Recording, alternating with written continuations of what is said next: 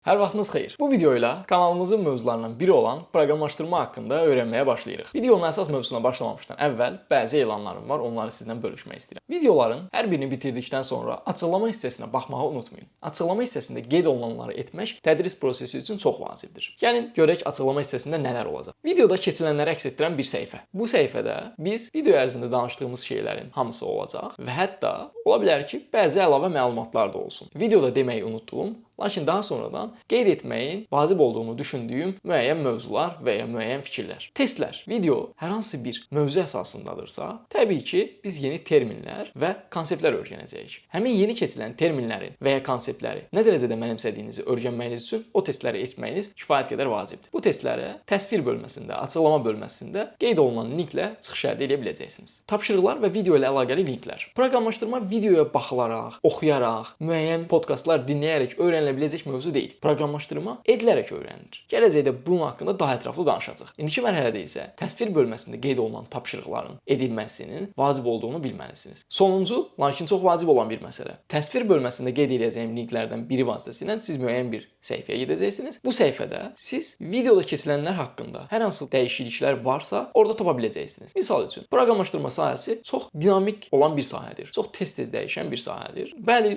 proqramlaşdırmanın əsasları haqqında dəyişiklik olmur, lakin biz proqramlaşdırmanı öyrənən zaman müəyyən alətlər də istifadə edəcəyik. Həmin alətlərin interfeysləri bəzən dəyişə bilir. Proqramlaşdırmanın əsaslarına görə çox daha yüksək tezlikdə dəyişir və həmin səhifədə siz o dəyişən məlumatlara çıxış əldə edə biləcəksiniz. Bu, hər hansı bir proqramın interfeysi haqqında da ola bilər və ya mənim özümün bir dediyim fikrin dəyişməsi ola bilər. Misal üçün, mən bu gün bir mövzunu izah edərkən hər hansı bir metafordan istifadə edərəm, lakin bundan 2 il sonra mən öz karyeramdakı inkişaf nəticəsində artıq o metaforun kifayət qədər yaxşı olmadığını, başqa bir metaforun həmin yerdə, həmin məsələni izah edilərkən istifadə olunmasını daha doğru hesab eləyərəm. Mən o dediyim hissədə eyni zamanda bu metafor barədə də yazacağam. Deyəcəm ki, videoda bu formada bir metafor qurulur, lakin siz çalışın, bu yeni metaforu ağlınızda saxlayın və bu konsepti bu formada başa düşməyə çalışın. Bu videoların saxlandığı serverlər və eyni zamanda videolar haqqında dəyişikliklərin qeyd etdiyimiz platformaların serverləri birlikdə işləyərək bu videonu daha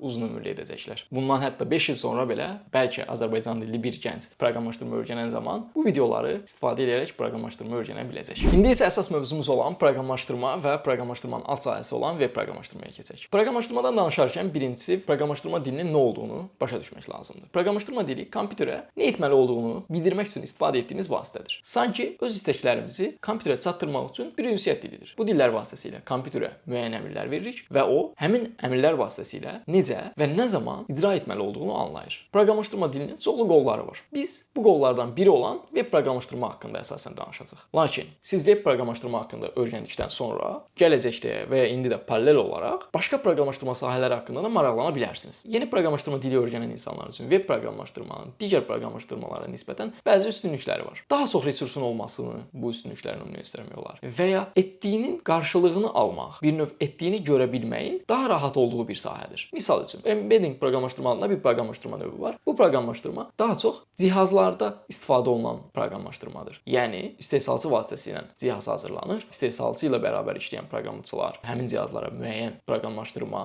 və proqramlaşdırmanın verilən əmrləri icra edən müəyyən qurğuları yerləşdirirlər. Daha sonra bu məhsul onun istifadəçisinə təhvil verilir. Bu tamamilə başqa bir proqramlaşdırma sahəsidir. O sahəni öyrənən bir proqramçı üçün öz etdiyi məhsuldan nəsə hazırlanma ehtimalı nisbətən veb proqramçıya görə daha çətindir. Veb proqramçı isə hazırladığı kodları bir gün içərisində artıq internetdə hər hansı bir yerdə yayımlaya, onu öz dostlarına və ya istifadəçilərinə göndərə bilər. Buna görə mən veb proqramlaşdırmanı bütün növ proqramlaşdırma öyrənən şəxslər üçün başlanğıcda uyğun görürəm. Daha sonra isə təbii ki, şəxsin həvəsindən asılı olaraq başqa sahələrə yönələ bilər. Bəs veb proqramlaşdırma dedikdə nə nəzərdə tutulur? Veb proqramlaşdırma dedikdə isə müxtəlif cihazlar vasitəsilə brauzeri istifadə edərək daxil olduğumuz veb səhifələrin və ya veb tətbiqlərin hazırlanması başa düşülür. Veb proqramlaşdırmanın əsasını 3 dil təşkil edir. Gəlin bunların hər birinə ayrı-ayrılıqda nəzər yetirək. HTML veb səhifənin strukturunu qurur. Məsələn, başlıqlar, abzaslar, şəkillər, düymələr və s. İkincisi, CSS veb səhifənin görünüşünü tənzimləyir. Yəni rənglər, ölçülər, yerləşim və dizayn elementləri. Üçüncüsü JavaScript.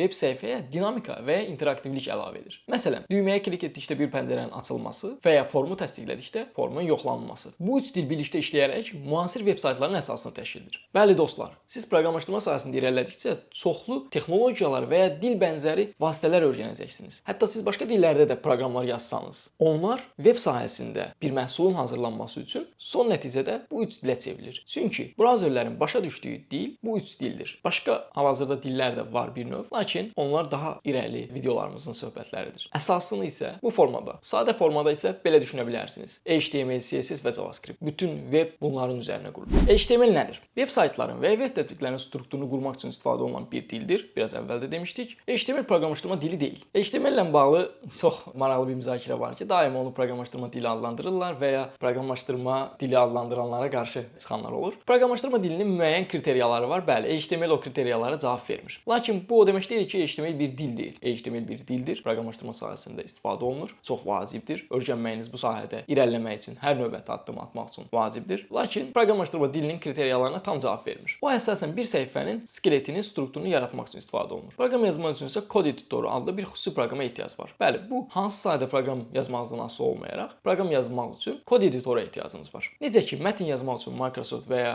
Notion kimi proqramlardan istifadə edirik. Mən hal-hazırda Notion proqramını istifadə edirəm. Eləcə də kod yazmaq üçün bu sahədə ixtisaslaşmış mətn redaktorlarına ehtiyacımız var. Bir növ kod redaktorları əslində mətn redaktorlarıdır. Sadəcə proqramlaşdırma sahəsində ixtisaslaşmış mətn redaktorlarıdır. Keçək növbəti ad başlığımıza. Kod redaktorları. Kod redaktorları kodu daha rahat, oxunaqlı və funksional şəkildə yazmamıza kömək edir. Hazırda ən məşhur kod editorlarından bəziləri bunlardır. Visual Studio Code, biz hansı ki bu kod editoru istifadə edəcəyik tədris müddəti boyunca. Microsoft tərəfindən hazırlanıb ən məşhur və funksional redaktorlardan biridir. Digər redaktorlar Atom, Sublime Text, Notepad, Brackets, JetBrains, WebStorm və s. Kod editorlarının sayı həddindən artıq çoxdur. Bunun belə olması üçün müxtəlif səbəblər var. Birincisi, proqramlaşdırma sahəsi çox genişdir. Proqramlaşdırma sahəsi geniş olduğuna görə bu sahədə də çoxlu məhsulların olması başa düşüləndir. Bundan əlavə, bu məhsulların bəziləri sadəcə bəzi tip texnologiyalarını işləmək üçün dizayn olunmuşkən, bəziləri sahəyə daha ümumi yanaşıb bir çox proqramlaşdırma dili ilə istifadə etməyə imkan verir. Bundan əlavə bu proqramların marketinq olunması da bu müxtəlifliyə öz nəticəsini verir. İndi isə gəlin VS Code kod editoru ilə tanış olaq. VS Code-u kompüterinizdə yüklədikdən sonra sol hissədə gördüyünüz bu formada bir ikon peyda olacaq və siz bu ikona klikləyərək kod editoru açmış olacaqsınız. Ümumi ilkin görünüşü bu formadadır. Lakin bu görünüş developerın istəyinə əsasən dəyişdirilə bilir. İndi isə VS Code-un müxtəlif bölmələri ilə tanış olaq. Bunun üçün mən VS Code-un rəsmi səhifəsini açmışam və burada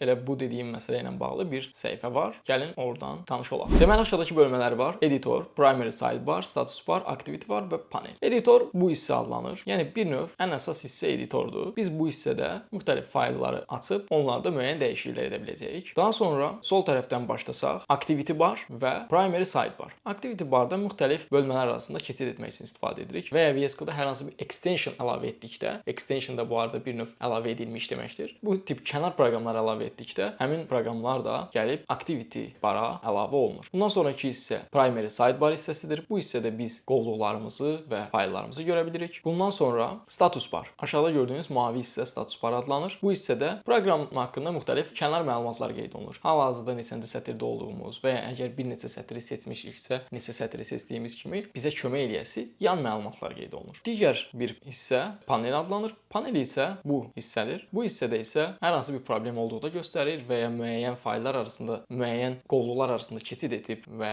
hər hansı bir skript run etmək istəyiriksə, bu hissə vasitəsilə run edirik. VS Code-la ilkin formada tanış olduq. Gələcəkdəki digər videolarda daha ətraflı tanış olacaq. Özünüzə yaxşı baxın. Sağ olun.